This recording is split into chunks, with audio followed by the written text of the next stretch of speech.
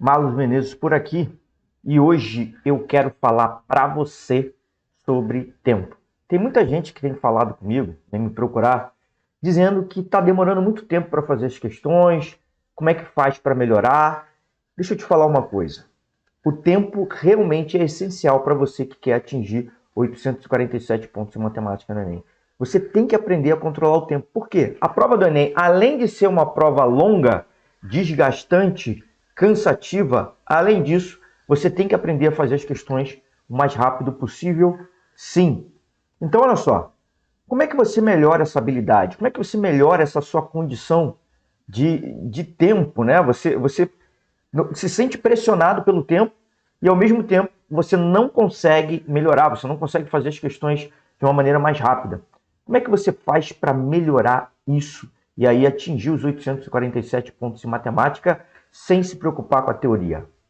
É o seguinte, imagine só que você é um atleta olímpico e você quer correr as Olimpíadas lá, você quer bater o recorde mundial, você quer trazer a medalha de ouro para o Brasil. Você consegue imaginar um cara que faz atletismo, que está treinando para corrida, ele treinar e não marcar o tempo dele? Para ele melhorar o seu desempenho, para ele melhorar o seu tempo, o que ele tem que fazer? Ele tem que marcar o tempo dele. E à medida que ele vai treinando, ele tenta baixar. Ele olha o tempo e tenta corrigir alguma coisa. Olha o tempo e tenta corrigir alguma coisa. Então, esse é o primeiro erro. Se você quiser melhorar o seu tempo, fazer as questões mais rápido, e aí sim atingir os 847 pontos em matemática, deixa eu colocar aqui, ó. A primeira coisa que você tem que fazer é, no seu dia a dia, treinar com o tempo. Você tem que fazer as questões com o tempo lá, coloca o tempo e tenta diminuir esse tempo cada vez mais. Aí sim, você já vai estar começando a melhorar automaticamente. Quando você faz isso, automaticamente você está dando uma informação para o seu cérebro. Olha só, o tempo é importante para mim. Eu quero baixar esse tempo, eu quero reduzir esse tempo. Você coloca mais um elemento ao jogo, não é só acertar ou não a questão. Agora se trata de acertar a questão no tempo. Então, olha só, treine com o tempo, certo? Esse, então, é o primeiro ponto que eu queria tratar aqui com você. O segundo ponto, que também quem não faz, logicamente, se afasta dos 847, o objetivo aqui nosso é fazer com que você atinja os 847 pontos de matemática sem se preocupar com a teoria. O segundo ponto é simplesmente atacar as questões sem um método. Então, olha só, você vai e tenta fazer as questões e simplesmente não aplica um método. Aí o que você está querendo? Você não está fazendo aquela questão com a eficiência máxima. Que método que eu utilizo? É aquele método de 4 passos, né?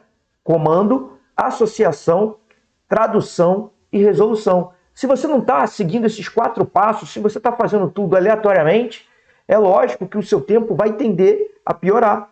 E não é isso que você quer. Você quer o quê? Melhorar o seu tempo o máximo possível, fazer a questão mais rápido e aí sim sobrar tempo para outras questões um pouco mais complicadas.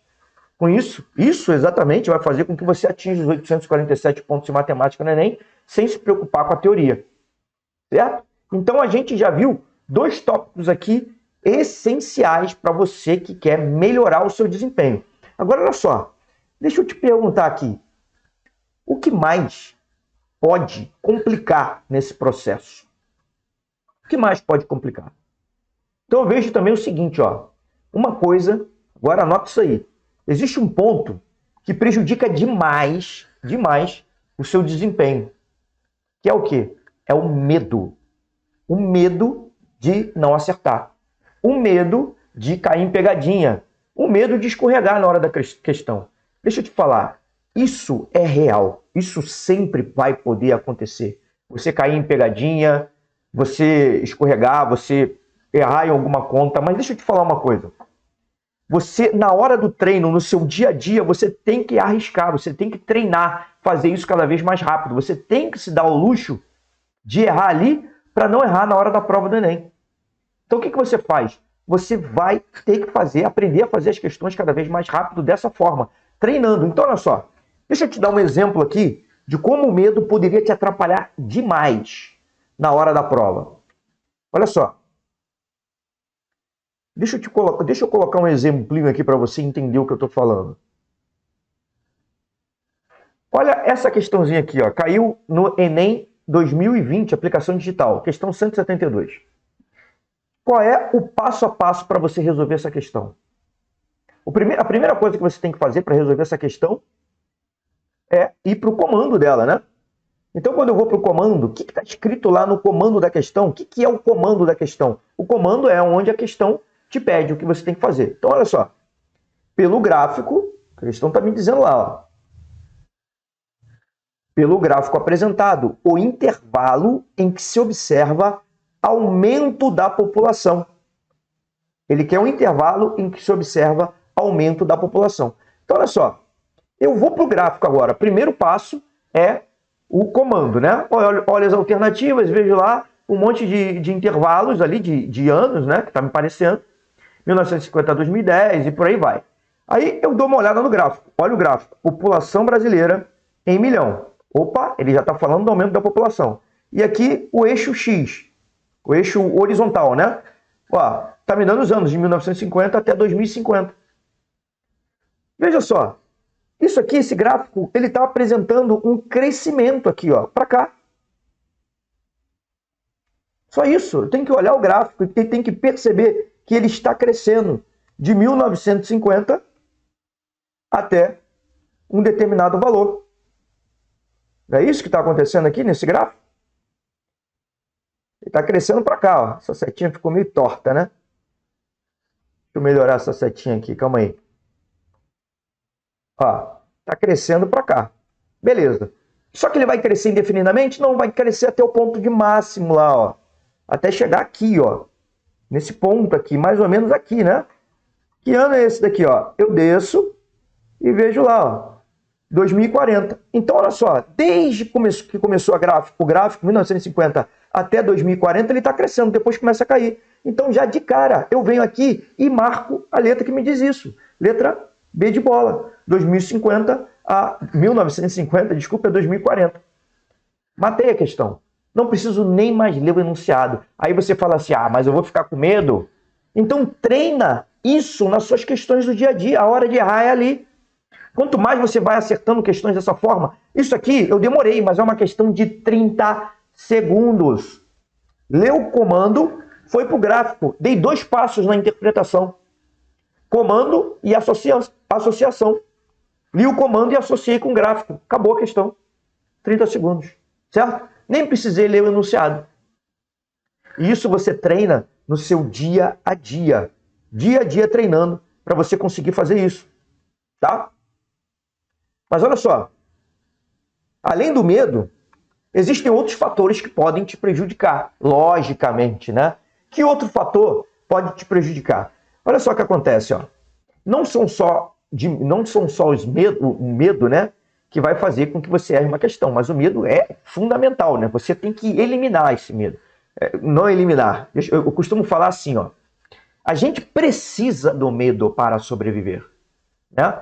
E você também precisa do medo para atingir os 847 pontos em matemática. Se você não tem medo de não atingir os seus sonhos, você simplesmente fica parado. Porque você acha que vai atingir de qualquer jeito. Ou você acha que é indiferente. O sonho para você passa a ser indiferente. Então, o medo, ele te puxa para frente. Porque é isso que também te move para você estudar, para você continuar buscando o seu sonho. Né? Mas também o medo, ele te trava. Se ele passar de um determinado nível, ele te joga para baixo. Então, você tem que manter isso em um nível aceitável. Para você manter em um nível aceitável, eu já falei várias vezes aqui, você tem que fazer questões no nível mais baixo primeiro. Conteúdos mais simples e questões mais fáceis e ir avançando gradativamente. Você vai tendo confiança. Com essa confiança, você vai avançando. E aí você treina desse jeito que eu estou te falando. Marcando o tempo, utilizando o método, indo direto para o comando, associando. Opa, já matei. Beleza, vou para a próxima. Ou pelo menos marca ali, confere o gabarito e depois vê o enunciado para ver se vai fazer diferença. Isso vai fazer com que você naturalmente aumente o seu tempo. Agora, um outro fator que também pode complicar bastante a sua vida são são as contas. As famosas contas, né? Tem gente que fala assim, eu perco muito tempo fazendo conta, as contas são muito complicadas, tá muito difícil. Deixa eu te falar uma coisa. Olha só. Fazer conta e fazer conta mais rápido também é treino. Já falei várias vezes, você tem que fazer todas as contas dessas questões que você está fazendo sem calculadora. Você pode até achar que está ganhando tempo fazendo com calculadora ali para entender a interpretação. Pode até ser que você veja muito mais questões, leia muito mais questões, só que você está deixando um detalhe importantíssimo na hora da prova, que são as contas. Quanto mais contas você fizer durante o seu preparo, conta na mão, mais preparado você vai chegar na prova do Enem. E você tem que se permitir fazer contas, essas contas de cabeça, fazer alguns cálculos mentais, para otimizar o seu tempo, para você conseguir fazer isso tudo mais rapidamente. Certo? Outra coisa também muito importante que eu vejo é o seguinte, tem gente que negligencia as contas, bota a conta num cantinho ali, num rascunho, né? Chama de rascunho e deixa a conta ali. Deixa eu falar uma coisa para você, é muito importante que você tome muito cuidado na hora de armar a conta, coloque número embaixo de número para você não errar ali. Né? Porque se você colocar um número errado, você vai correr um sério risco de perder aquela questão. Então as contas são muito importantes para você que quer atingir os 847 pontos em matemática no Enem, sem se preocupar com a teoria. Tá? E existem várias formas de você complicar uma prova. Você pode dar uma prova que o conteúdo é relativamente fácil, só que as contas são muito complicadas, é muita conta para fazer. Né? Então a prova do Enem, às vezes, eles complicam uma questão assim. Eles pegam uma questão que teoricamente seria simples, só que tem muita conta para você fazer ali que torna essa questão trabalhosa a ponto de você errar a conta. Então olha só, na prova do Enem você não pode ter medo de conta. Vai aparecer ali conta grande, conta com vírgula. Você tem que ter destreza para fazer essas contas o mais rápido possível. Mas também você tem que ter destreza para comparar valores, para fazer cálculos mentais. Não é só fazer na mão. Certo? Então olha só, separei alguns exemplos aqui de questões onde, se você não trabalhasse bem as contas, você ia acabar pagando uma conta bem cara no final. Desculpe o trocadilho. Mas olha só, deixa eu mostrar aqui para você. Ó. Vamos para essa questãozinha aqui. Vamos lá. Direto para o comando, vamos aplicar o método, né? Primeiro passo, comando. Então olha só. O que eu vejo aqui? Ó? Em qual lago a população de peixes dessa espécie era maior no início do dia? Ele quer saber em qual lago a população de peixes é maior no início do dia. Primeiro passo. Aí eu dou uma olhadinha aqui nas alternativas, né? 1, 2, 3, 4, 5. Beleza. Agora eu vou para o segundo passo, que é a associação. Esses passos são essenciais para você que quer atingir os 847 pontos em matemática no Enem. Tá? Então a associação, eu vou associar com essa tabela que está aparecendo aqui para mim. O que me diz essa tabela? Ela me dá o lago aqui, que vai de 1 a 5, tá aqui em algarismos romanos. Número de barcos, né, que varia lago a lago, que ele vai utilizar. Número de horas de pesca. Quantidade pescada, que ele me chamou de C aqui, né? Me deu aqui os valores para cada lago ali que foram utilizados. Beleza. Agora vamos para o enunciado. Que é entrando no terceiro passo, que é a tradução. Eu vou pegar tudo isso que está em português e traduzir para uma linguagem matemática da melhor maneira possível. O quadro apresenta os dados da pescaria de uma espécie de peixe realizada ao final de um dia de pesca em lagos diferentes. Né? Então isso daqui são os dados do final de um dia de pesca. Final. E olha só o detalhe, ó. Ele quer em qual lago a população de peixes dessa espécie era maior no início do dia. Ele está me dando os dados do final do dia. Cuidado a todo o detalhe, tá? Então vamos lá. Considere que a medida do esforço de pesca seja dada pela equação, ele me deu pela função, desculpe, e ele me deu uma função aqui dessa tal esforço de pesca. Né? 2 vezes 10 elevado a menos 7 vezes B vezes H. Lembrando que esse B e H foi dado aqui, ó. B é o número de barcos e H é o número de horas de pesca. A captura, quantidade pescada, C, e a população de peixes PL dessa espécie no lago L, no início do dia de pescaria. Então, ele está me dando aqui, ó, ele vai me dar agora uma informação sobre a população, né, de peixes no início do dia de pescaria, que é exatamente o que a questão está me pedindo. Relaciona-se com a fórmula C igual a E vezes PL. Beleza? E ele quer saber a população de peixes. Tem gente que olha já isso daqui e sente um medo muito grande porque vê um monte de letra. Isso também pode ser um outro complicador que faça com que a pessoa demore para fazer a questão. Mas olha só, é essencial aqui, olha o essencial aqui. Você olhar para o comando da questão. Você quer atingir os 847? Você tem que ficar vidrado no comando da questão, para que você consiga atingir o seu objetivo logo. Se ele quer a população de peixes, onde ele apareceu? A população de peixes é esse PL. Então vamos atrás do PL logo de cara. Olha aqui, ó. C é igual a E vezes PL. Foi isso que ele me falou. Então meu PL vai ser igual. Esse E está multiplicando o PL, vou passar para o outro lado dividindo, vai ficar C sobre E. Só que olha só o que acontece. Esse E não é dado na tabela. O C sim, mas o E não é dado. Então tem que pegar outra fórmula que ele me deu e jogar aqui embaixo. Então essa minha população de peixes no início do dia vai ser igual a C sobre, quem é o E? O E é 2 vezes 10 elevado a menos 7. 2 vezes 10 elevado a menos 7. Vezes B, vezes H. É esse que é o meu E, né? E meu PL ficou com essa relação aqui. Certo? E agora eu tenho que comparar todos os lados. O que eu falei para você? A gente está vendo aqui, ó, contas. A gente está falando de contas. Então, será que eu tenho que fazer essa conta aqui para todos os lagos? De certa forma, sim. Só que olha só, presta atenção. Ele não me pediu a população de peixes em cada lago. Ele não me pediu isso. O que ele me pediu é em qual lago a população de peixes é a maior no início do dia. Então, o que eu tenho que fazer é o seguinte. Eu tenho que comparar os lagos. Se eu tenho que comparar, eu não preciso encontrar o valor exato. Vamos ver como é que a gente faz isso. Olha aqui, ó. Primeira coisa que eu tenho que ver é o seguinte. Que esse 2 vezes 10 elevado a menos 7, isso daqui vai ser igual para tudo quanto é lago. Isso aqui vai ser uma constante. Então, eu vou chamar isso aqui de K, porque vai ser uma constante para todos os lagos. Em todo lago que eu for calcular ali, vai ter esse K aqui. Quem vai variar vai ser o C, o B e o H. Então, vamos lá. Vamos lago a lago aqui. Vamos calcular o P1 aqui. Primeiro lago.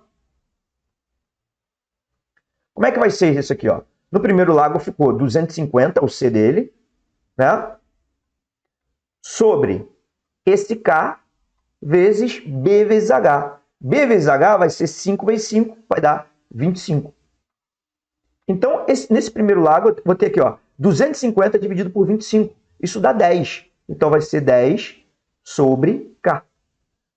Vamos para o segundo lago.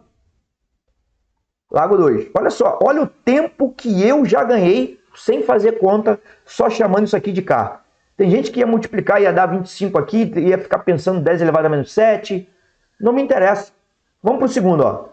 C do segundo lago é 300 sobre K vezes 6 vezes 10, que é 60. Ó, eu posso cortar esses dois zeros aqui, né? Esse zero com esse zero. Eu vou ficar 30 sobre 6, que dá 5.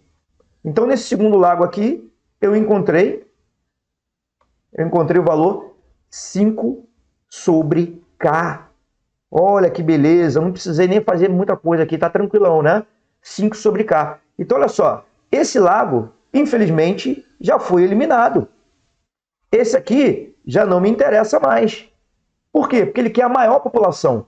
10 sobre K é maior do que 5 sobre K. Vamos para o lago 3. Vamos lá. Vamos lá, galera. Lago 3, P3. Como é que eu faço? Ó, o lago 3 vai ser 180 o C dele, então eu boto 180 em cima, sobre K vezes 4 vezes 5 dá 20. Então, sobre K vezes 20. Posso, da mesma forma, cortar o zero, esse zero com esse zero aqui, ó, e eu vou encontrar 18 sobre 2, que dá 9. Então, nesse lago aqui, eu tenho 9 sobre K. E esse lago também foi eliminado. O P1 está em primeiro lugar. Então eu já elimino. Faltam 2. Vamos lá. P4. P, população de peixes no lago 4. Isso aqui vai ser igual a 215 sobre K vezes 21. E, gente, aqui não dá para simplificar, não. Que ficou meio feioso, né? Não ficou feiosão? E aí, vou ter que fazer essa conta na mão? Não! Você não vai ter que fazer essa conta na mão. Você não tem que comparar esse P4 com o P1. Como é que eu faço essa comparação? Eu dou um valor para essa parte de cima aqui, do numerador, né? É 215. Suponha que fosse 210. Se fosse 210 sobre K vezes 21, não daria 10 sobre K? Daria igual a 1. Né? Se aqui em cima, ó, considerando, aproximando isso daqui, ó, para 210 sobre K vezes 21, isso aqui daria exatamente igual a 1, que ficaria 10 sobre K. Né? Esse 21 cortaria com 210 aqui, né? Daria 10 em cima. Só que olha só, em cima eu tenho 215. Se eu tenho 215 em cima, então isso aqui já é maior do que 10 sobre K. Então, olhando esse cara daqui, ó, eu elimino o P1. P1 eliminado. Certo? Vamos para o P5. P5 é o último. Repare, olha só, eu não fiz conta. Praticamente nenhuma. As contas que eu fiz foi tudo de cabeça. É isso que vai fazer com que você atinja os 847 pontos em matemática. Perceba, ele não me pediu a população de lagos, só estou comparando. Então vamos lá. P5. Meu P5 vai ser igual a 220 sobre K vezes 30. K vezes 30. Puxa vida, não é exato também. Olha só o que eu posso fazer aqui, ó. Olha o que eu posso fazer. Primeiro, posso cortar o zero, né? Se fosse 21 sobre 3, daria 7. Se fosse 24 sobre 3, daria 8. Ficaria 8 sobre K. Ou seja, se ele quer o maior vai continuar sendo P4, porque deu mais do que 10 sobre K, né?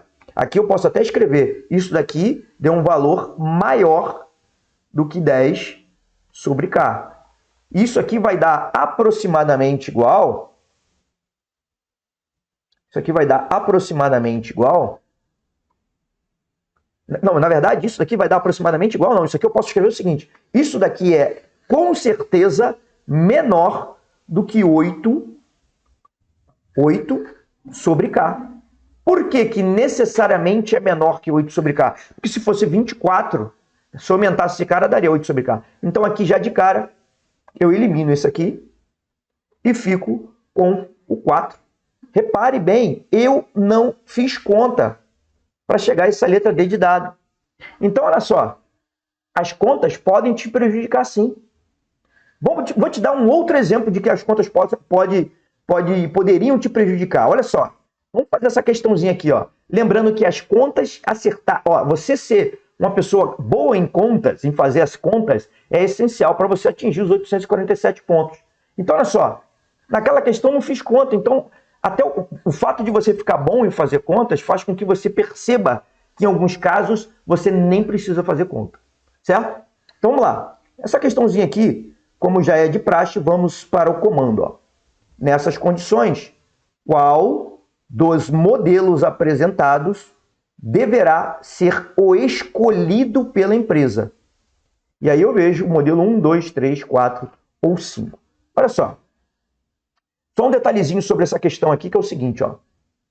Quero que você entenda que, por mais que a gente esteja trabalhando as questões aqui, você tem que também ter o hábito de averiguar, avaliar se essa questão é uma questão nível fácil, médio ou difícil, isso para você fazer durante a prova. Tá? Então, olha só, no início da prova, você vai ter que fazer as questões que sejam mais fáceis e mais rápidas de serem feitas. Por quê? São essas questões que vão te garantir a maior pontuação. São essas questões que vão te dar mais pontos na prova de matemática. Tá? E aí depois, para um segundo momento, você vai ter que dar 3 passadas na prova. No segundo momento, você passa a fazer as questões que são fáceis ainda, nível fácil, só que são um pouco mais trabalhosas. Então você ataca essas questões. E você deixa para a última passada as questões que são mais difíceis, tá? As questões que vão tomar mais do seu tempo, não só em nível de contas, mas em nível de raciocínio. Então, para essa questão aqui, especificamente, eu diria que ela ficaria no segundo grupo de questões, ou seja, seria uma questão do tipo média. Por que seria uma questão do tipo média? Por quê? Por quê? Pelo seguinte, porque esse tipo de questão aqui é um tipo de questão que ele só é trabalhosa em contas. Você teria que perder um tempo grande fazendo contas. Então aqui, ó. O primeiro passo já foi dado.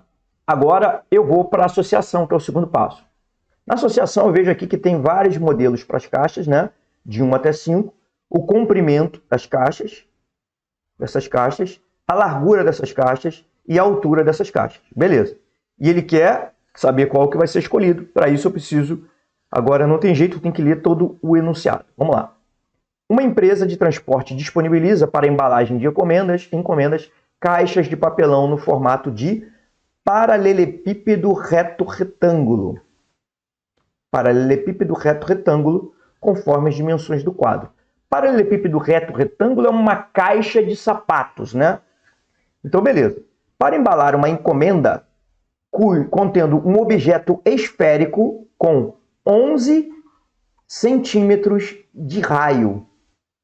Um objeto esférico de 11 centímetros de raio, imagine uma esfera. O raio, ele mede do centro até a ponta. Né? Do centro até a superfície esférica. Então, para caber dentro de um paralelepípedo reto-retângulo, eu tenho que pensar o seguinte, que eu preciso do diâmetro, que é 2 vezes o raio. Então, vamos lá.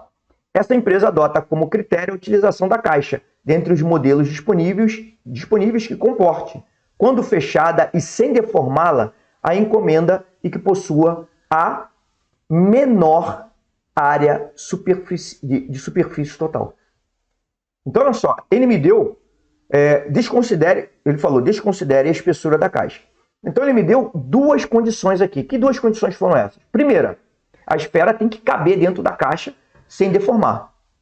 Né? E segundo é o seguinte, que a caixa que eu vou utilizar tem que ter a menor área superficial. O que seria a área superficial de uma caixa de sapato?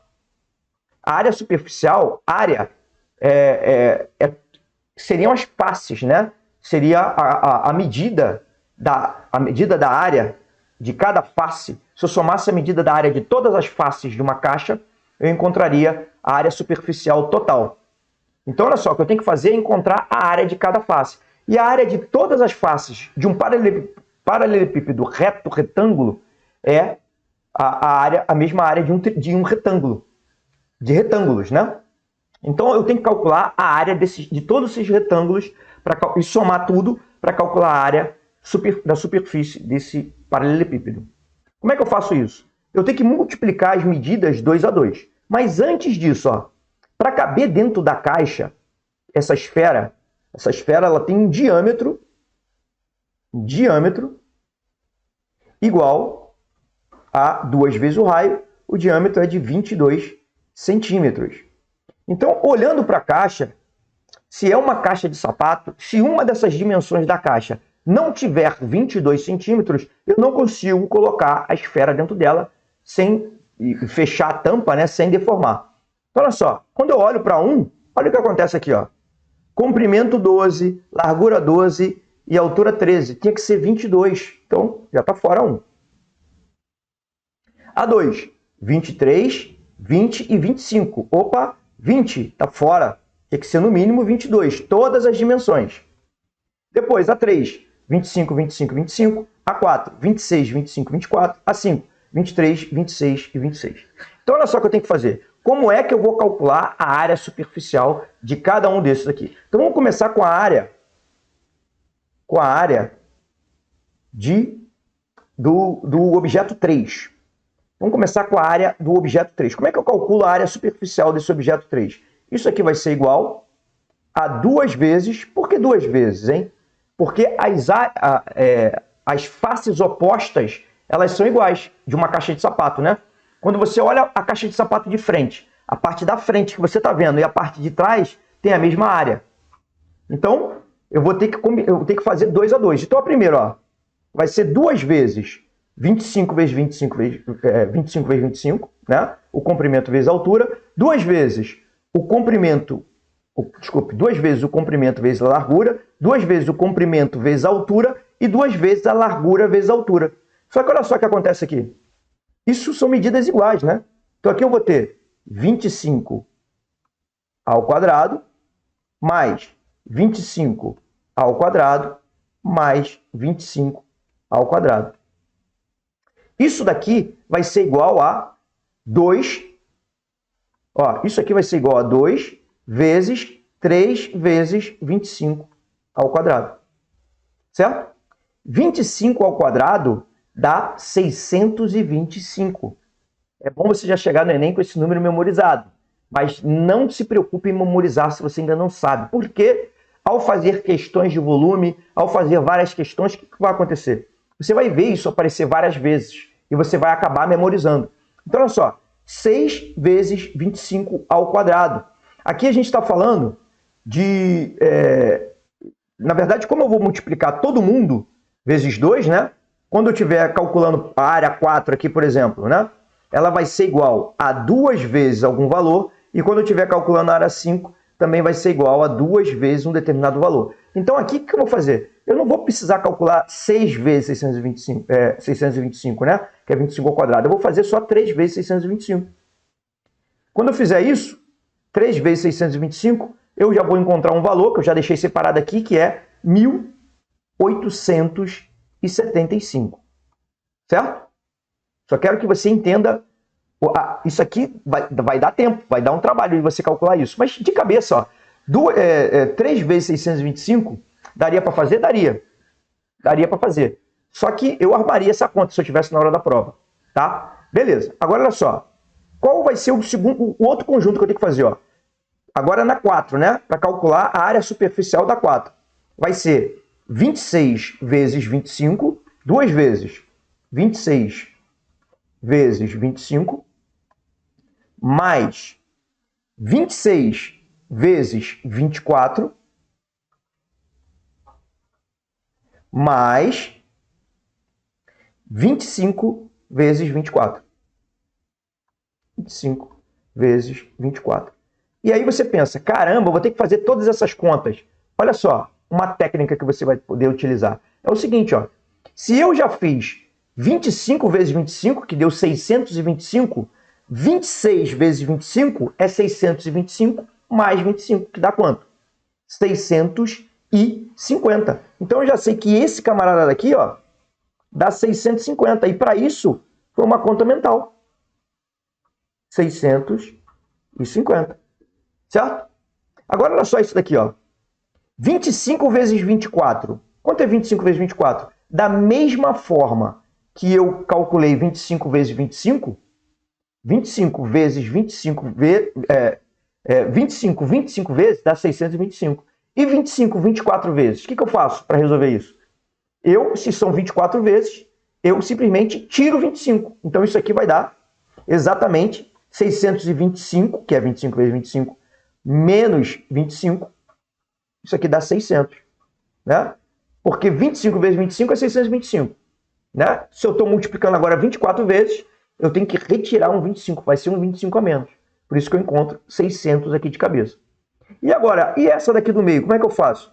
Ora. Se eu acabei de fazer 25 vezes 24, se 25 vezes 24 deu 600, né? 24, eu vou repetir o 24 25 vezes. E se eu repetir 26 vezes, vai dar quanto? Se eu repetir o 24 26 vezes, é só somar mais 24 aqui, então. Então isso aqui vai dar 624. Olha só que beleza. Ó. Então, eu transformei 3 multiplicações e uma soma em somente uma soma. Agora é só somar esses três valores aqui, e isso aqui eu vou encontrar o seguinte, ó. Isso aqui vai ser igual a 2 vezes a soma desses três aqui dá 1.874. Se ele quer a menor área superficial, o A3 já está perdendo. Tá? Então agora vamos para o 5. Mesma coisa. Mesmo raciocínio. Ó. 23 vezes 26, primeiro. Mais 23 vezes 26 de novo. Mais 26 vezes 26. E aí? Isso aqui vai ser igual... Primeiro, 23 vezes 26. Calma aí. Eu acabei de fazer 24 vezes 26. Ou seja, é o 26 sendo multiplicado 24 vezes. Aqui, então, para eu passar desse valor para esse, é só eu subtrair 26 de 624.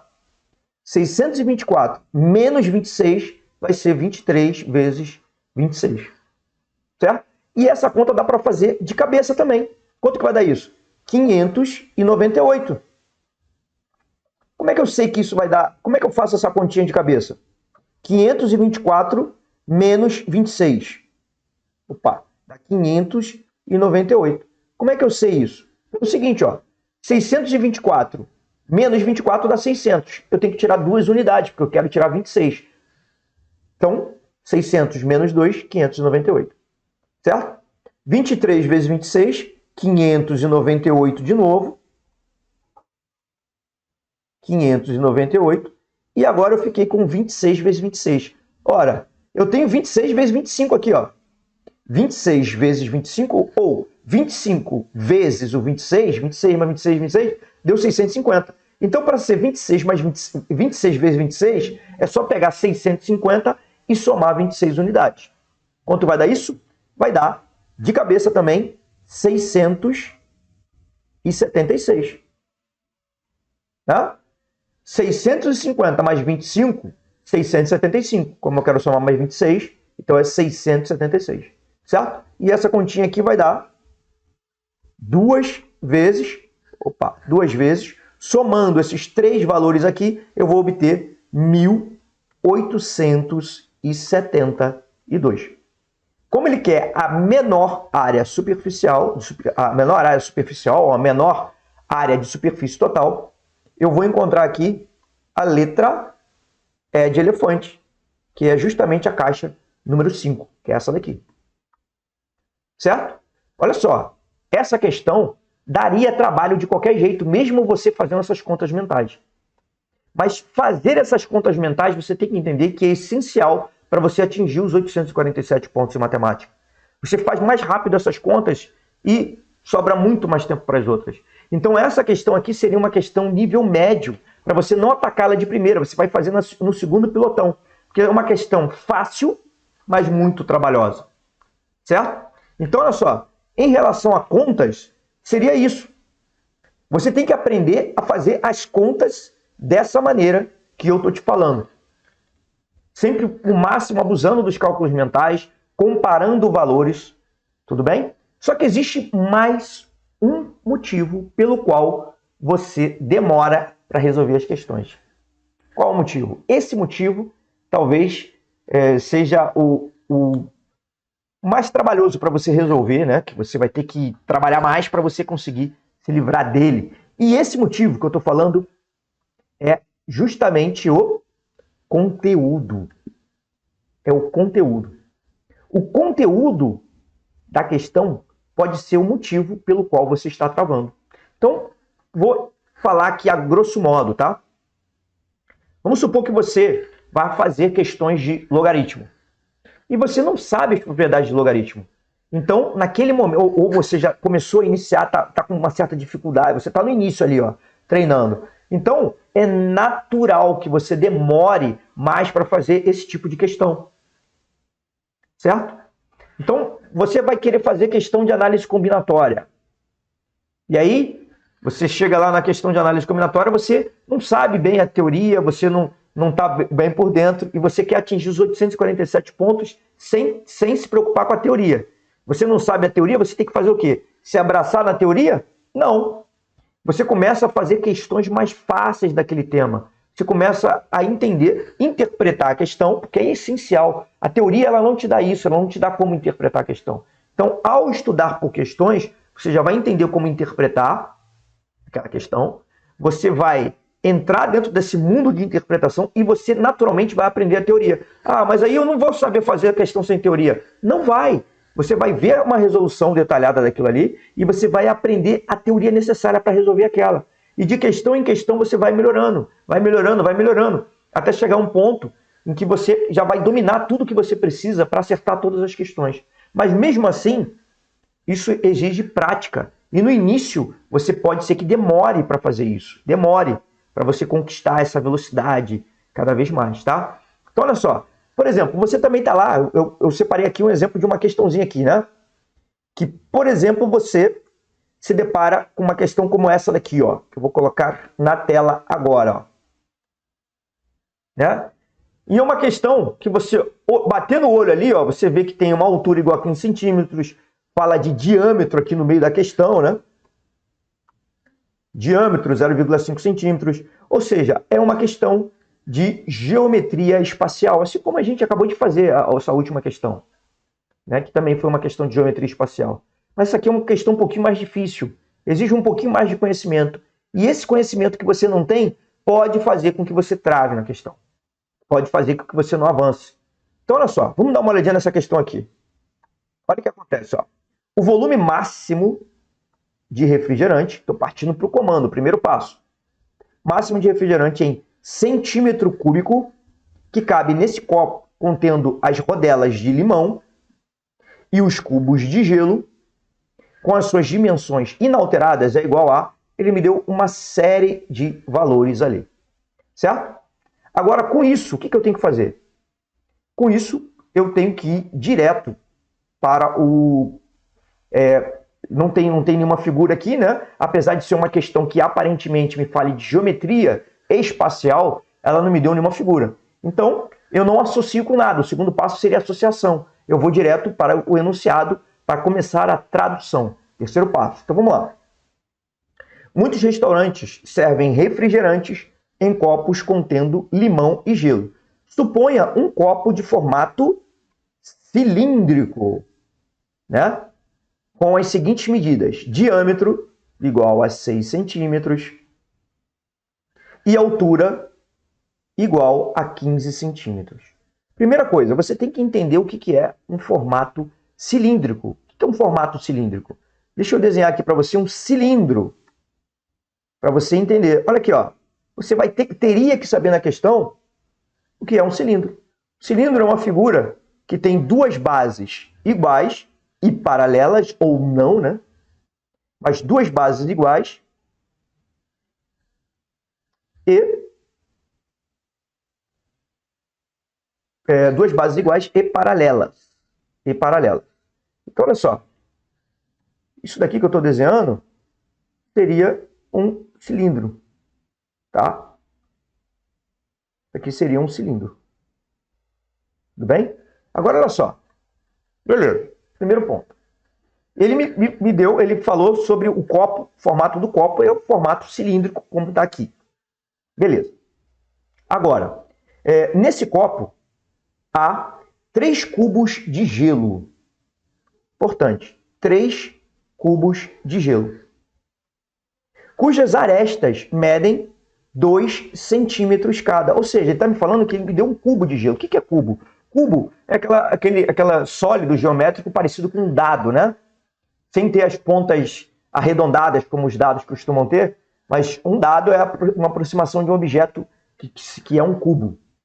Então, 2 centímetros cada e duas rodelas cilíndricas também de limão, com 4 centímetros de diâmetro e 0,5 centímetros de espessura cada. Considere que ao colocar o refrigerante no copo, os cubos de gelo e os limões ficarão totalmente imersos. use 3 como aproximação para π. E ele quer o volume máximo de refrigerante, centímetro cúbico, que ele pode colocar nesse copo com as rodelas de limão, que são quantas rodelas? 2 rodelas de limão e 3 cubos de gelo. Então, olha só. Isso aqui é uma questão típica de volume, né?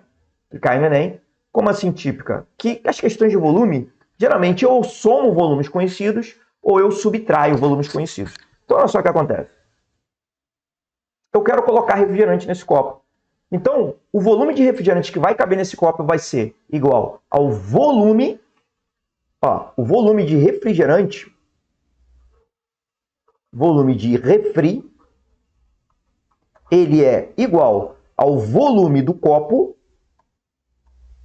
menos o volume do gelo, que tem lá, que são 3 gelos, né? 3 cubos de gelo, 3 cubos de gelo, menos o volume do limão, que na verdade são 3 rodelas de limão, né? Não, são 2 rodelas de limão. Então, para eu resolver essa questão, eu só precisava saber disso. Quer dizer, só disso não. Agora eu tenho que calcular cada um desses volumes. Como é que eu vou calcular o volume do copo? O volume do copo é o volume de um cilindro. E o volume do cilindro eu calculo da seguinte maneira. Volume do cilindro, volume do copo, no caso, que é um cilindro, ele vai ser igual à área da base desse copo vezes a altura desse copo. A área da base, a base do copo, que é igual a esse parte de cima aqui, né? É π vezes r ao quadrado, que é o volume de uma circunferência. O volume de uma circunferência o volume de um círculo, melhor dizendo, é πr ao quadrado. Ou o volume interno a uma circunferência é πr ao quadrado. Tá? Então, olha só. A área da base vai ser igual aqui, ó, a π, que ele pediu para eu chamar de 3, ó. Use 3 como aproximação para π. Então, a área da base desse copo vai ser 3, que é o π, vezes o raio ao quadrado. Quanto é o raio? Cuidado, não é 6, é 9, é 3, né? É 3 o raio. Por quê? Porque é metade do diâmetro, né? Então, vai ficar 3 ao quadrado, que vai dar 9. Já pensei na frente, por isso que eu falei 9, né? Então, aqui vai ficar 3 ao quadrado, certo? E a altura, então a área da base vai ser essa aqui, πr ao quadrado, vezes a altura para calcular o volume. E a altura é 15 centímetros, vezes 15. Certo? Então eu tenho isso daqui. Então, como é que eu vou fazer essa continha aqui? Ó? Vai ficar 3 vezes 15, que é 45, né? 45 vezes 9. 45 vezes 9 vai dar... É isso? 45 vezes 9. 45 vezes 9, ó, 9 vezes 4 dá 36. E 9 vezes 5 dá 45. Então tem que somar 360, que é 9 vezes 40, porque aqui deu 45, né? 9 vezes 40 dá 360, mais 45. Isso vai dar 405 centímetros cúbicos. Então, isso aqui vai ser igual a 405 centímetros cúbicos. Vamos agora para o volume do gelo. O volume do gelo vai ser igual, vai ser o mais fácil, porque o gelo é um cubo, né? Mas eu tenho que tomar cuidado, porque são 3 cubos de gelo. Então, eu tenho que fazer 3 vezes 2 ao cubo. Porque para eu calcular a medida do volume do cubo, é só pegar a aresta e elevar ao cubo. Porque vai ser aresta vezes aresta vezes aresta, as 3 dimensões. Então aqui vai ficar 3 vezes 2 ao cubo, que é 8, 3 vezes 8. Isso aqui vai dar, que vai ser igual a 24 centímetros cúbicos. Já o volume do limão,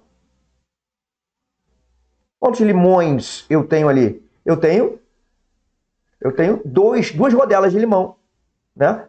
Então, vai ser 2 vezes... E o limão tem um formato cilíndrico também. Então, vai ser a área da base, que vai ser 3, que é o π, vezes o raio ao quadrado. O raio da rodela de limão é 4.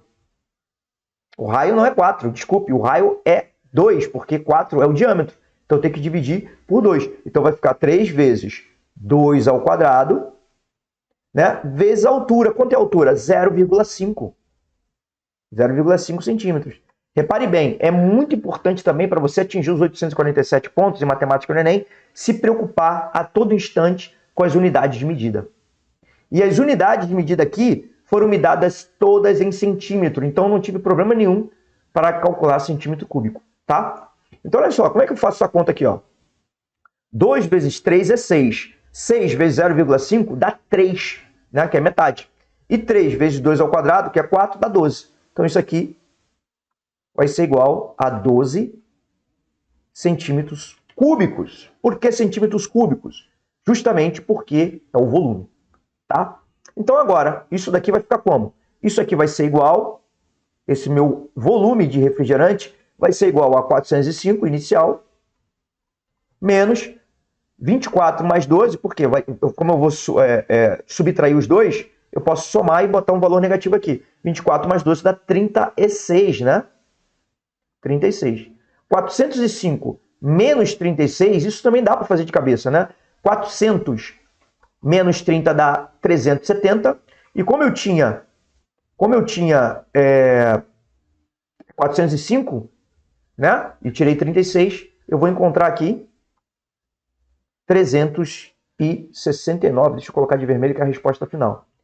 369 centímetros cúbicos. Então, olha só. Se você não soubesse essa dinâmica para encontrar o volume, se você não soubesse as ferramentas necessárias da matemática, que no caso aqui, ó, o volume, né, como calcular o volume de um cilindro, o volume de um cubo, você não conseguiria chegar a fazer essa questão. Então, essa questão eu dei um exemplo simples, mas como conteúdo poderia te travar na hora da prova. Se você não tivesse visto como calcular volume em questões, você também tivesse uma certa dificuldade para conseguir fazer isso. Então, para ter uma maior habilidade e atingir os 847 pontos em matemática, o que você tem que fazer? Você simplesmente tem que fazer questões dos conteúdos que você tem mais dificuldade. Não fica vendo a teoria torto à direito, vai direto para a questão, vê como resolve, entende uma parte, vai para outra, vai montando quebra-cabeças. Porque se você quiser montar estruturar tudo, né? Solidificar tudo primeiro, você saber toda a teoria, para depois ir fazer o exercício, sabe o que vai acontecer? Você vai chegar no meio do exercício e vai lembrar, esqueci dessa teoria, tem que voltar. Aí você faz o exercício. Tudo bem, vai funcionar. Só que a maneira mais eficiente que eu vejo é por meio de exercícios, tá bom? Então é isso, pessoal. Isso aqui seria o problema de conteúdo, como eu falei para você, só exemplifiquei, tá? Então esses que eu acabei de falar para você são os principais erros que eu vejo, meus alunos, os principais problemas que eu vejo que impedem eles de ir mais rápido na questão e também de atingir, assim, os 847 pontos em matemática, tá? Então, só recapitulando lá, você tem que treinar fazendo as questões com tempo. Você tem que colocar o tempo, cronometre as suas questões, isso vai fazer naturalmente que você diminua o seu tempo. Segundo, não utilizar o método, utilize o método de interpretação. Comece sempre pelo comando, leia as alternativas, depois vá para o segundo passo, associa um gráfico, uma tabela, uma figura. Depois vá para o terceiro passo, traduza aquela questão, aprenda a traduzir aquela questão para uma linguagem matemática e aí sim vá para o quarto passo, que é a resolução de tudo aquilo que você traduziu. Outra questão que é o medo que a gente falou aqui, né? O medo que você tem de errar. Como é que você vai diluindo esse medo? No seu dia a dia, fazendo questões.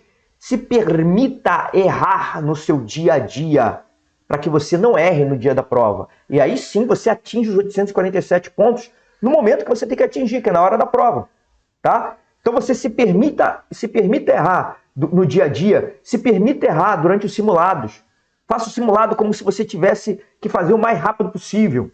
Né? Muitas questões, como eu dei exemplo aqui, você pode ir direto para o comando, associar com algum gráfico e marcar a resposta direto, sem precisar ler o enunciado. Se acostume a fazer isso. Né? O seu problema pode ser um problema relacionado às contas. Então, olha só, treine a fazer contas mentais, treine a fazer as contas de uma maneira mais rápida, comparar valores, em vez de sair rachando tudo, fazendo conta até o final. E por último, o problema pode ser um problema de conteúdo. E eu digo para você melhorar nos conteúdos, o que você faz? Você começa a fazer as questões fáceis daquele conteúdo, depois não fica só nas fáceis, começa a elevar o nível. Passa a fazer as questões médias e as questões difíceis daquele conteúdo para você alavancar. E aí sim, você atinge os 847 pontos em matemática no Enem, sem problemas, sem se preocupar com a teoria. Certo? Então, o vídeo daqui vai terminando por aqui. O vídeo daqui vai terminando por aqui, não. O vídeo de hoje vai terminando por aqui. Espero que eu espero poder ter te ajudado, né, nas suas dificuldades. Qualquer dúvida, por favor, pode comentar aqui. Vai ser um prazer eu te ajudar da melhor maneira possível. Certo? Então, um grande abraço a todos. Continuem estudando.